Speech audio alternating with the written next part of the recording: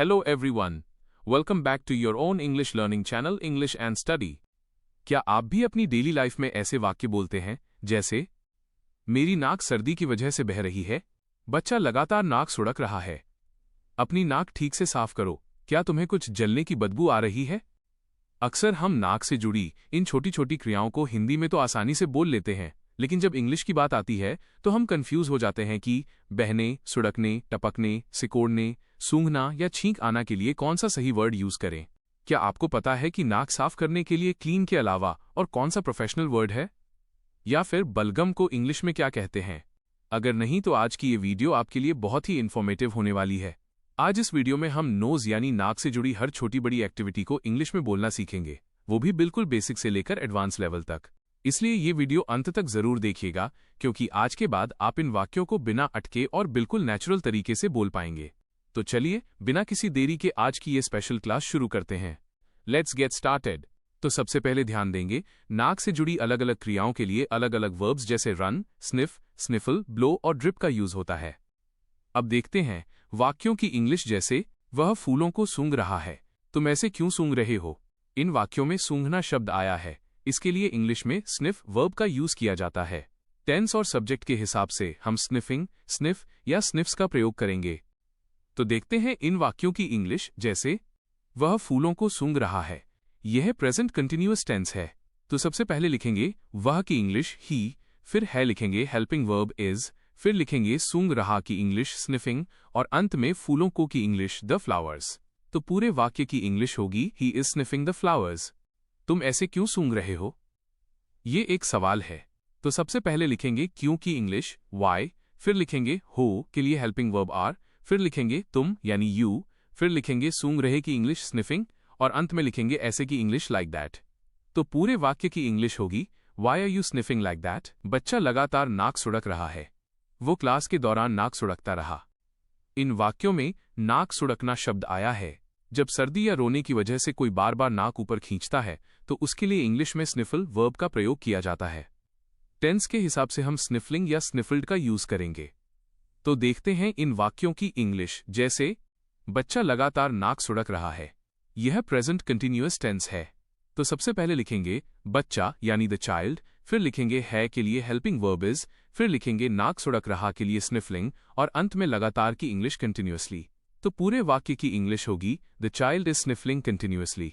वह क्लास के दौरान नाक सुड़कता रहा। यहां काम बीते समय में जारी रहा, तो सबसे पहले लिखेंगे वह की इंग्लिश ही, फिर रहा जारी रहने के लिए इंग्लिश केप्ट, फिर लिखेंगे नाक सुड़कना की इंग्लिश स्निफलिंग और अंत में लिखेंगे क्लास के दौरान की इंग्लिश ड्यूरिंग द क्लास। तो पूरे वाक्य की इंग्लिश होगी he kept sniffling during the class. मेरी नाक सर्दी की वजह से बह रही है, सर्दियों में उसकी नाक बहने लगती है।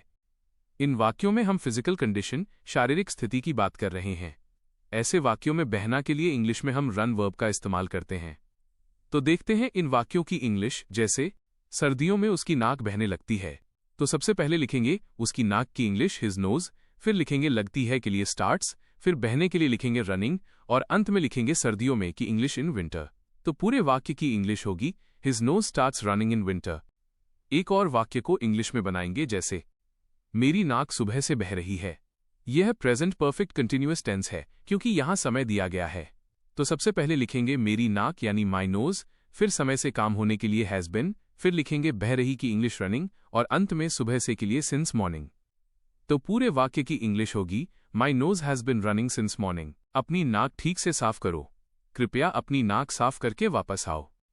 इन वाक्यों में नाक साफ करने की बात हो रही है। जब हम नाक से हवा बाहर निकालकर उसे साफ करते हैं तो उसके लिए इंग्लिश में ब्लो वर्ब का प्रयोग किया जाता है। यहां हम ब्लो योर नोज फ्रेज का इस्तेमाल करेंगे और सिंपल नाक साफ करने के लिए क्लीन योर नोज फ्रेज का यूज करते हैं।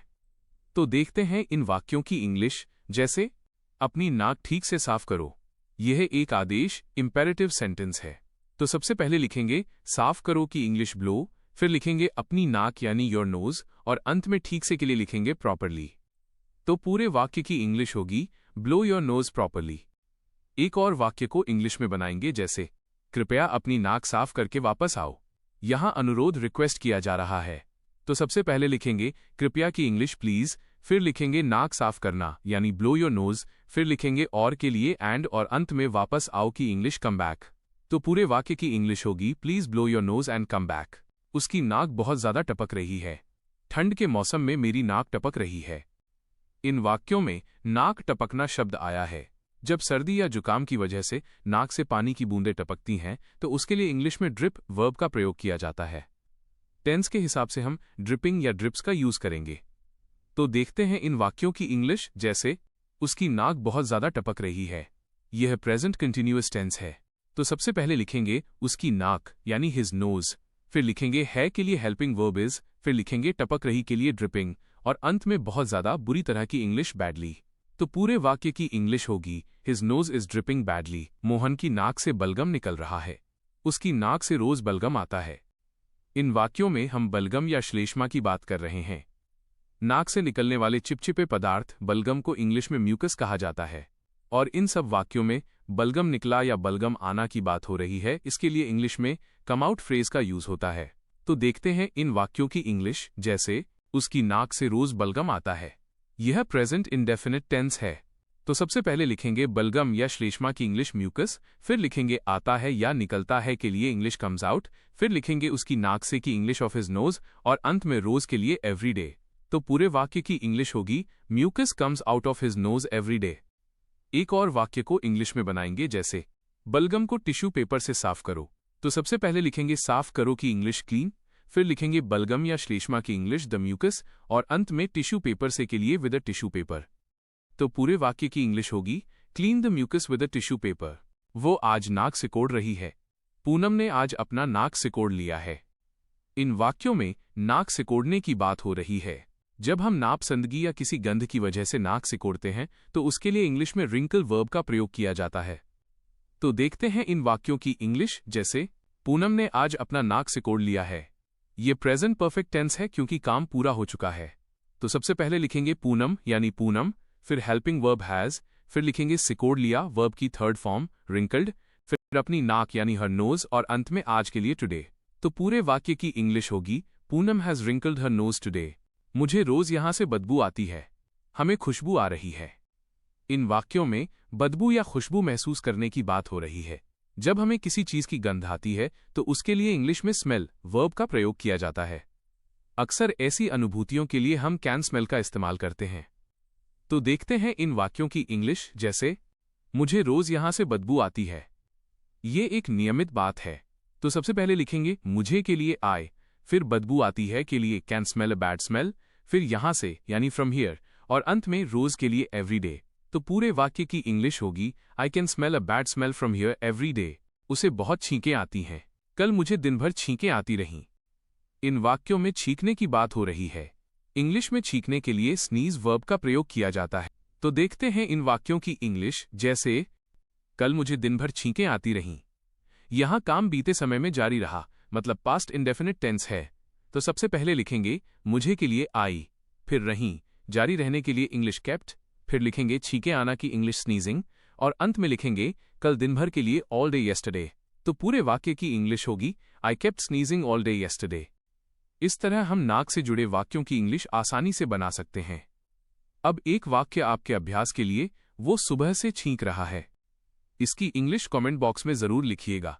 काम करना आना के वीडियो की लिंक इस वीडियो के डिस्क्रिप्शन बॉक्स में है। ये वीडियो खत्म होने के बाद काम करना आना का वीडियो जरूर देखना। अब इस क्लास को यहीं समाप्त करते हैं। अगर आपको आज की क्लास पसंद आई हो तो इसे लाइक, सब्सक्राइब और शेयर करना न भूलें। See you in the next class.